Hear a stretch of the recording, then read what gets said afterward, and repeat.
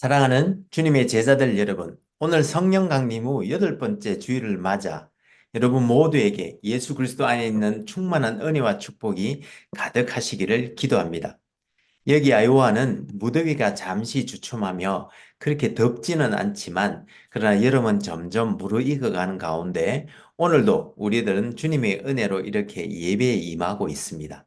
여러분들이 계시는 일리노이와 위스콘신과 미시간과 뉴욕과 또 한국과 세계 도처에서 이 예배에 함께 하시는 분들이 계시는 곳은 어떤지 모르겠습니다만 모쪼록 하나님의 은혜 안에서 모두 건강하시고 행복하시기를 기도합니다.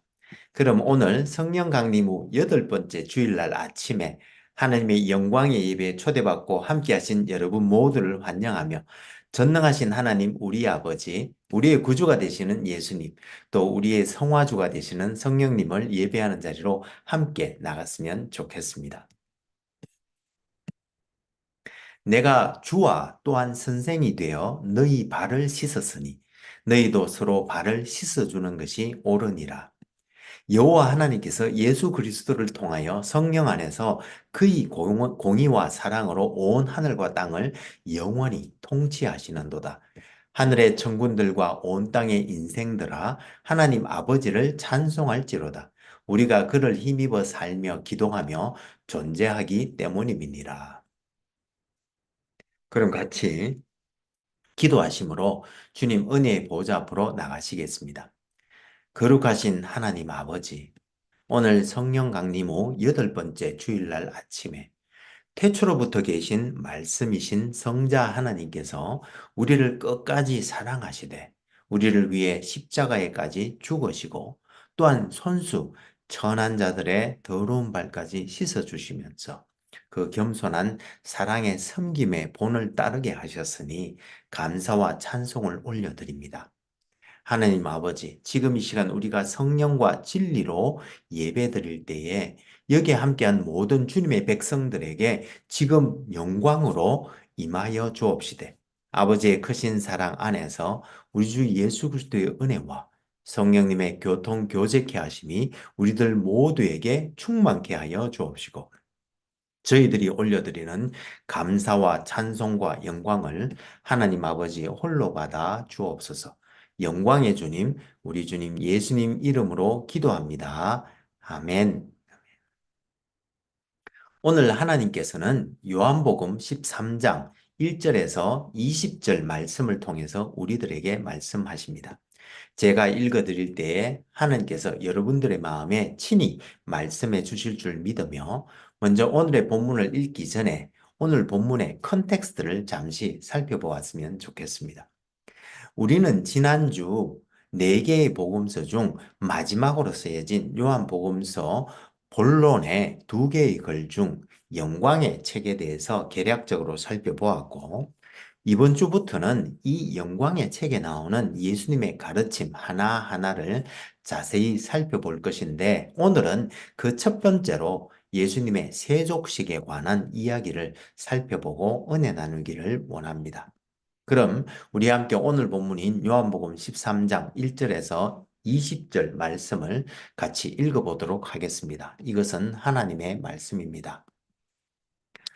6월절 전에 예수께서 자기가 세상을 떠나 아버지께로 돌아가실 때가 이른 줄 아시고 세상에 있는 자기 사람들을 사랑하시되 끝까지 사랑하시니라. 마귀가 벌써 시몬의 아들 가룟 유다의 마음에 예수를 팔려는 생각을 넣었더라. 저녁 먹는 중 예수는 아버지께서 모든 것을 자기 손에 맡기신 것과 또 자기가 아버지께로부터 하나님께로부터 오셨다가 하나님께로 돌아가실 것을 아시고 저녁 잡수시던 자리에서 일어나 겉옷을 벗고 수건을 가져다가 허리에 두르시고 이에 대야에 물을 떠서 제자들의 발을 씻으시고 그 두르신 수건으로 닦기를 시작하여 시몬 베드로에게 이르시니 베드로가 이르되 주여 주께서 내 발을 씻으시나이까 예수께서 대답하여 이르시되 내가 하는 것을 너가 지금은 알지 못하나 이후에는 알리라. 베드로가 이르되 내 발을 절대로 씻지 못하시리이다. 예수께서 대답하시되 내가 너를 씻어주지 아니하면 너가 나와 상관이 없느니라. 시몬 베드로가 이르되 주여 내 발뿐만 아니라 손과 머리도 씻어 주옵소서. 예수께서 이르시되 이미 목욕한 자는 발밖에 씻을 필요가 없느니라. 온몸이 깨끗하니라. 너희는 깨끗하나 다는 아니니라 하시니 이는 자기를 팔자가 누구인지 아심이라. 그러므로 다는 깨끗하지 아니하다 하시니라. 그들의 발을 씻으신 후에 옷을 입으시고 다시 앉아 그들에게 이르시되 내가 너희에게 행한 것을 너희가 아느냐? 너희가 나를 선생이라 또는 주라 하니 너희 말이 옳도다. 내가 그러하다. 내가 주와 또한 선생이 되어 너희 발을 씻었으니 너희도 서로 발을 씻어주는 것이 옳으니라. 내가 너희에게 행한 것 같이 너희도 행하게 하려 하여 본을 보였노라. 내가 진실로 진실로 너희에게 이르노니 종이 주인보다 크지 못하고 보냄을 받은 자가 보낸 자보다 크지 못하나니 너희는 이것을 알고 행하면 복이 있으리라. 내가 너희 모두를 가리켜 말하는 것이 아니니라. 나는 내가 택한 자들이 누구인지 알미라. 그러나 내 떡을 먹는 자가 내게 발꿈치를 들었다 한 성경을 응하게 하려 하는 것이니라. 지금부터 일이 일어나기 전에 미리 너희에게 일러두면 일이 일어날 때에 내가 그인 줄 너희가 믿게 하려 함이로라. 내가 진실로 진실로 너희에게 이르노니 내가 보낸 자를 영접하는 자는 나를 영접하는 것이요 나를 영접하는 자는 나를 보내신 이를 영접하는 것이니라. 이것은 하나님의 말씀입니다. 다 같이 감사합니다, 하나님. 잠시 기도하시겠습니다. 오 주님, 지금 이 시간 하나님의 말씀을 듣기를 원합니다. 하늘의 지혜와 진리의 말씀을 우리가 들을 때에 성령의 조명하심으로 우리의 마음을 여시고 말씀을 깨닫게 하여 주옵시되 주님의 생명의 말씀에 순종하는 은혜를 더하여 주옵소서. 성령을 보내주신 우리 주님 예수님 이름으로 기도합니다. 아멘. 오늘 성령 강림 후 8번째 주일날 아침에 여기에 함께 하신 모든 분들에게 우리 주 예수 그리스도의 은혜와 우리 아버지 하나님의 크신 사랑과 또 성령님의 교통교제케 하심이 충만하시기를 기도합니다. 여러분, 오늘은 지난 2016년 한국일보에 게재된 한 흐뭇한 기사 한 가지를 소개해 드릴까 합니다. 소셜미디어 뉴스 웹사이트인 레딧에 지난 2일 사진 한 장이 올라왔다. LA 한인타운 한 모퉁이에서 어느 여성이 노숙자의 발을 닦아주는 장면이었다.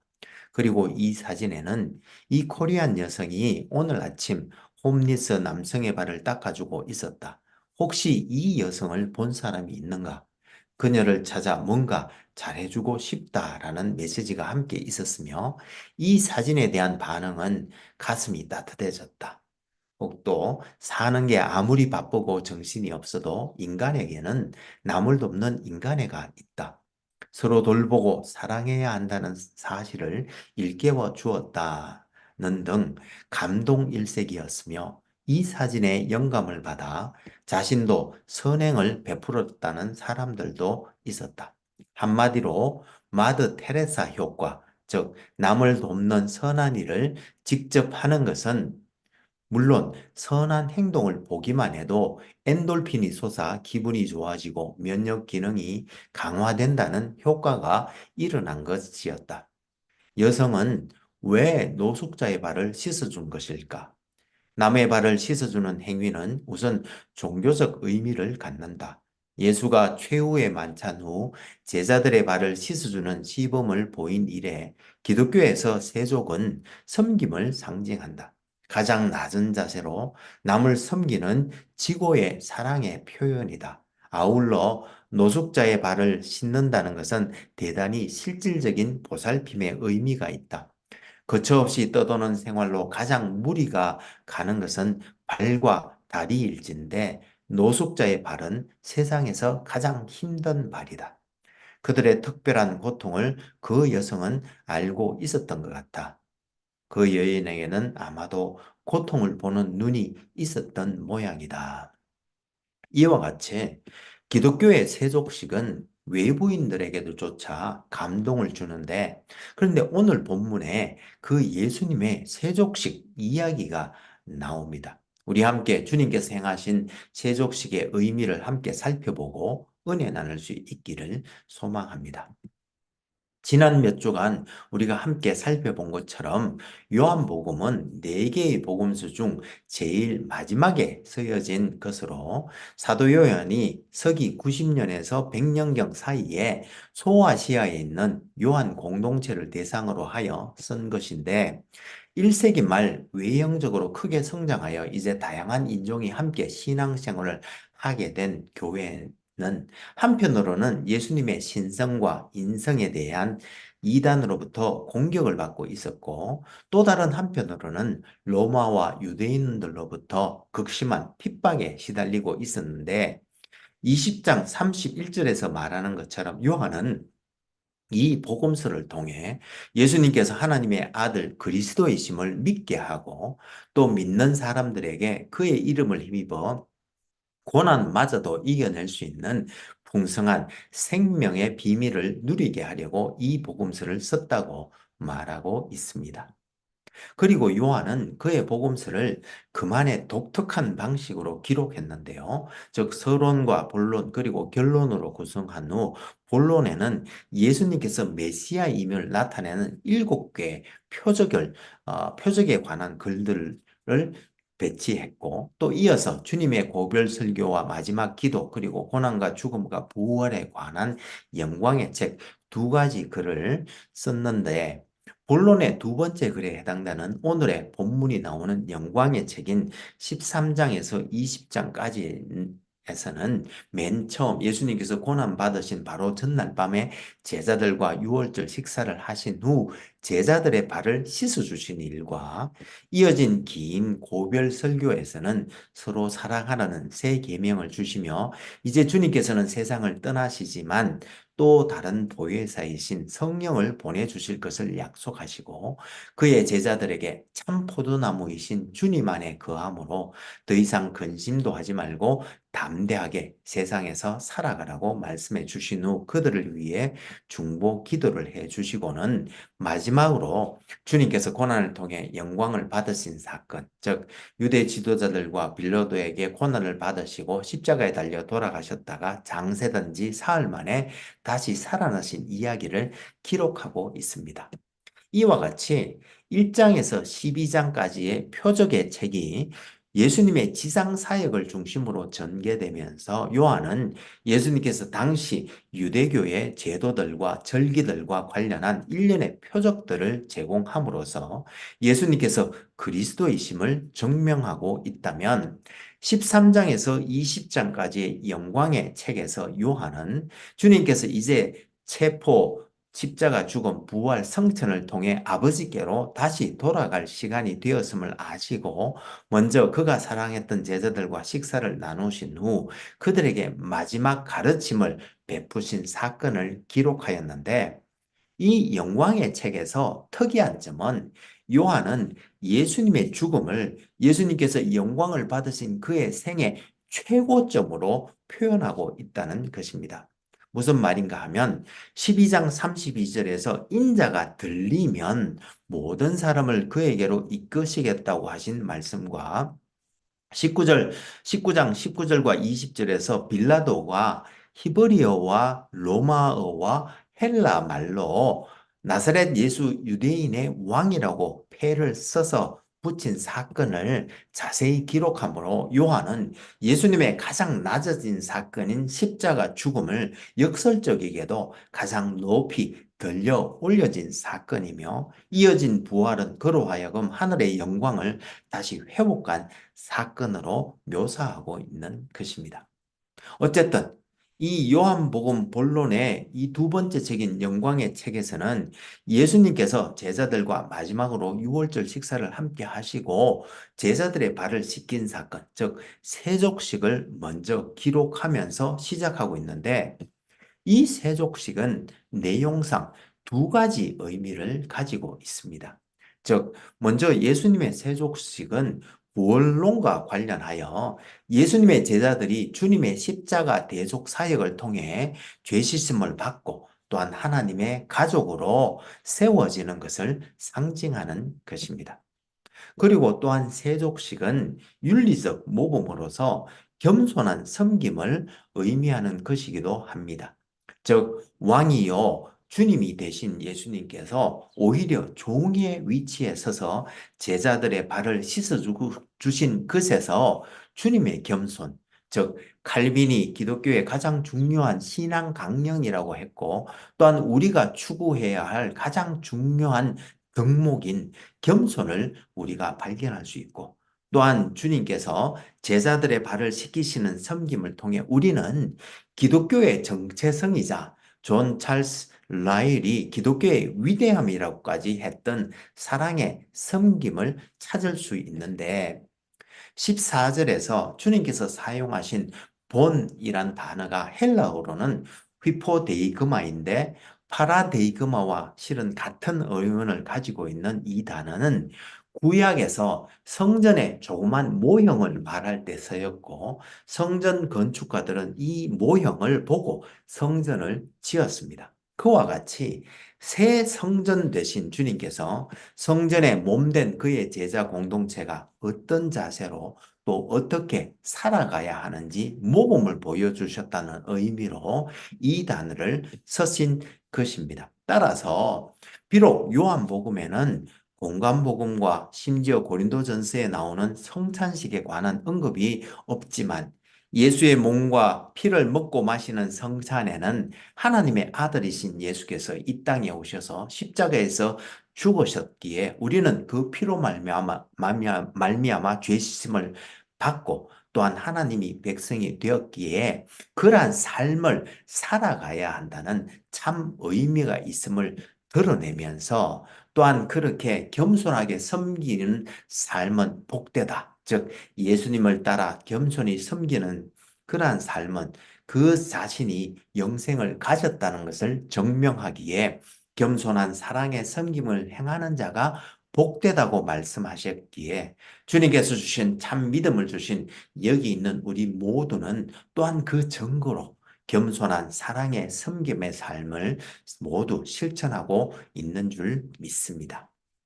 그런데 여러분, 오늘 본문에 나오는 예수님과 베드로의 대화에서 보면 목욕이라는 말과 세족, 즉 발을 씻는 말 두 가지 단어가 나오는데, 이 두 단어들의 의미하는 바를 좀 더 우리가 살펴볼 필요가 있을 줄 믿습니다. 오늘 본문을 보면 예수님께서 발을 씻기고자 하셨을 때 베드로가 그 당시에는 종이 주인을, 또한 아들이 아버지를, 또한 제자가 스승을 섬기는 또한 공경하는 행위로 발을 씻어주던 일반적인 관행에 비추어 선생님이요, 주님이 되신 예수님께서 제자요, 죄인인 베드로의 발을 씻겨주시는 일은 절대로 있을 수가 없다고 하면서 버텼고, 주님께서는 내가 너를 씻어주지 아니하면 내가 나와 상관이 없다고 말씀해 주셨습니다. 그러자 이번에는 베드로가 그의 모든 내면이 여전히 더러운 것을 고백이라도 하던, 주여 그러면 내 발뿐만 아니라 손과 머리도 씻어주시기를 간청하였는데, 이때 주님께서는 이미 목욕한 자는 발밖에 씻을 필요가 없다고 말씀해 주셨습니다. 즉, 오늘 말씀에 의하면 베드로는 이미 목욕을 한 자라고 볼 수 있는데, 여러분, 언제 베드로가 목욕을 하였다는 말씀일까요? 예, 요한복음에는 깨끗한이라고 번역된 카타로스라는 헬라 단어가 실은 3번 나오는데요. 오늘 본문 10절과 11절뿐만 아니라 15장 3절에도 나오는데, 15장 3절에서 주님께서는 너희는 내가 일러준 말로 이미 깨끗하여졌다고 말씀하셨습니다. 따라서 오늘 본문의 주님의 말씀은 베드로는 주님의 말씀으로 이미 목욕을 하여 깨끗하여졌으며, 이제 세족, 즉 주님의 십자가 대속 사역을 통해 그의 발을 깨끗하게 씻음을 받게 된다는 말씀으로 이해할 수가 있을 것입니다. 즉 목욕과 세족을 말씀과 십자가의 예수님의 보혈을 통한 죄의 씻음을 의미하는 것으로 이해할 수 있는 것입니다. 그런데 이 말씀을 이렇게 서로 발을 씻어주라고 하신 주님의 말씀의 구원론적인 의미와 윤리적 모범의 의미를 통합하여 이해할 경우 이 말씀이 마치 서로 죄를 씻어주라는 의미처럼 들리기도 하는데 우리는 이 부분에 대해서도 좀 더 정확히 이해해야 할 필요가 있는 줄로 믿습니다. 물론 이 두 의미를 따로 구분하여서 예수님께서 자기의 목숨을 희생하면서까지 그의 사람들을 사랑하셨듯 서로 그런 희생적 섬김을 하라는 의미로 이해하고 받아들이는 것도 또한 한 해석일 줄로 믿습니다만, 그러나 주님께서 이 세족식을 통해서 보여주시고 또 서로 발을 씻어주라고 하신 말씀에는 또 다른 깊은 의미가 있을 줄로 믿습니다. 물론 여러분, 우리들은 서로 죄를 씻어줄 수는 없습니다. 그것은 분명한 사실입니다. 그렇지만 오늘 주님의 말씀을 다른 시각에서 한번 해석해 볼 필요가 있습니다. 즉, 목욕과 세족을 너희가 거듭난 것은 썩어질 씨로 된 것이 아니요 썩지 아니 씨로 된 것이니 살아있고 항상 있는 하나님의 말씀으로 되었다는 베드로전서 1장 23절과 오직 그의 긍휼하심을 따라 중생의 씻음과 성령의 새롭게 하심으로 하셨다는 디도서 3장 5절 말씀, 그리고 우리가 마음의 뿌림을 받아 악한 양심으로부터 벗어나고 몸은 맑은 물로 씻음을 받았으니 참 마음과 온전한 믿음으로 하나님께 나아가자는 히브리서 10장 22절 말씀에 근거하여 우리가 하나님의 말씀과 즉 세례와 성령으로 거듭나 죄 씻음을 받은 것과 또한 그가 빛 가운데 계신 것 같이 우리도 빛 가운데 향하면 우리가 서로 사귐이 있고 그 아들 예수의 피가 우리를 모든 죄에서 깨끗하게 하실 것이요 라고 하신 요한 1서 1장 7절 말씀에 근거하여 예수님의 십자가 보혈로 우리가 죄 씻음을 받은 것으로 이해할 수 있지만 이 두 가지를 시간적으로 한번 살펴보면 말씀으로 거듭나 죄 씻음과 새롭게 하심을 즉각적으로 받은 후에도 그 이후 성화되어 가는 과정, 즉 우리 내면의 더러움을 점점 씻어내는 점진적인 성화의 과정이 있는데 이 서로 발을 씻어주라는 주님의 말씀을 점진적으로 이루어지는 성화의 과정에 한번 적용해 보면 비록 우리들이 서로의 죄를 씻어줄 수는 없지만 야고보서 5장 16절에서 너희 죄를 서로 고백하며 병이 낫기를 위하여 서로 기도하라는 말씀처럼 서로를 위해 기도해 줄 수는 있을 것이고 또 그리고 마태복음 18장 15절에서 너 형제가 죄를 범하거든 가서 너와 그 사람과만 상대하여 권고하라. 만일 들으면 너가 너의 형제를 얻은 것이요 라는 말씀처럼 형제를 권고하는 일도 할 수 있을 것이며 또 한 단계 더 나아가 마가복음 2장에 보면 주님께서 가버나움에서 사역하실 때 주님께 찾아올 수 없어 고침을 받을 수 없던 중풍병자를 네 사람의 친구들이 메고 주님께로 와서 지붕을 뜯어낸 후 주님께 그 중풍병자를 내려 보임으로 그가 죄사함의 은혜를 받도록 도와주었던 것처럼 우리도 혹 성도들의 연약함을 발견했을 때 그를 믿고 바라며 도우는 가운데 갈라디아서 6장 2절 말씀처럼 서로의 짐을 지고 함께 주님께로 나아와 죄 지심을 받도록 하는 것도 가능할 것입니다.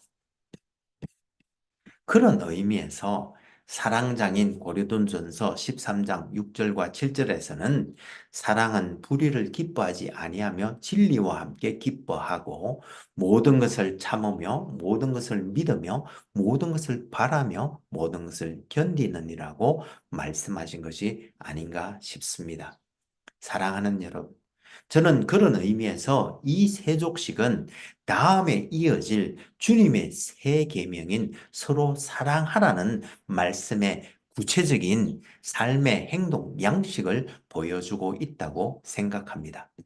즉, 우리 그리스도인은 분명 주님의 십자가 대속과 성령의 내주하심을 통한 중생과 예수 그리스도 안에 있는 믿음으로 말미암아 죄 씻음을 받았지만, 그러나 아직 우리 안에는 여전히 연약함이 남아있는 존재이기에 그 남아있는 죄성을 지고 우리의 여생을 걸어갈 때에 또 다른 연약함을 지고 천성을 향해 걸어가는 교우들과 함께 서로를 권면하면서 함께 기도하며 그 연약함을 함께 지고 갈 수 있다면, 또 그런 교회가 될 수 있다면, 분명 그런 우리의 겸손한 사랑의 섬김을 본 모든 사람들이 우리가 주님의 제자들인 줄로 알게 될 줄로 믿으며, 그것이 바로 오늘 주님께서 서로 발을 씻어주라고 하신 또 다른 의미가 아닌가 싶습니다. 사랑하는 여러분, 오늘 지금 이 자리에서도 주님께서는 서로 발을 씻어주라고 하시며 그 겸손한 사랑의 섬김의 자리로 우리를 초대하시는데, 우리 함께 그 길로 행하시지 않으시겠습니까? 그럼 같이 기도하시면 좋겠습니다. 신실하시고 감사하신 하나님 아버지, 오늘 성령 강림 후 8번째 주일을 맞아 주님께서 그 치욕의 십자가를 지시고 모든 보혈을 흘려 우리를 깨끗하게 해주시고 또 끝까지 우리를 그렇게 사랑해 주심에 감사와 찬송을 올려드립니다. 주님, 이 시간 십자가 밑에 엎드려 간절히 기도하옵기는 우리가 주님께서 종처럼 낮아지셔서 우리의 더러운 발을 씻어주셨듯 우리들도 서로의 발을 씻기는 그 겸손한 사랑의 섬김의 자리에 섬으로 이 땅에서 하나님의 공의와 사랑을 드러내는 주님의 제자들이 되어 하나님께 영광 올려드리는 우리 모두가 되게 하여 주옵소서. 하나님이신 주님께서 친히 낮아지셔서 우리의 더러운 발을 씻어주시고 본을 보여 따르게 하신 우리 주님 예수님 이름으로 기도합니다. 아멘. 이제는 우리 주 예수 그리스도의 은혜가 매일매일 우리를 새롭게 하며 우리 여호와 하나님의 크신 사랑이 우리로 하여금 형제자매와 이웃을 품고 사랑으로 섬기게 하되, 성령님의 권능 주심과 교통 교제케 하심을 통하여 선한 일에 더욱 열심을 낼 때에 우리가 다음에 다시 만나는 그날까지 주님께서 제자들이 발을 직접 씻어 주시고 서로 발을 씻어 주라고 하신 그 말씀을 쫓아 겸손한 섬김의 도를 실천함으로 하나님께 영광 올려드리는 우리들 모두가 될 수 있기를 간절히 축원하옵나이다. 아멘. 감사합니다, 여러분. 오늘 성령 강림 후 8번째 주일날 아침에 모쪼록 깊어가는 여름 더위가 기승을 부리는 가운데에도 우리 주 예수 그리스도의 은혜와 하나님의 크신 사랑과 성령님의 교통 교제케 하심이 차고 넘치는 복된 한 주가 되시기를 기도합니다.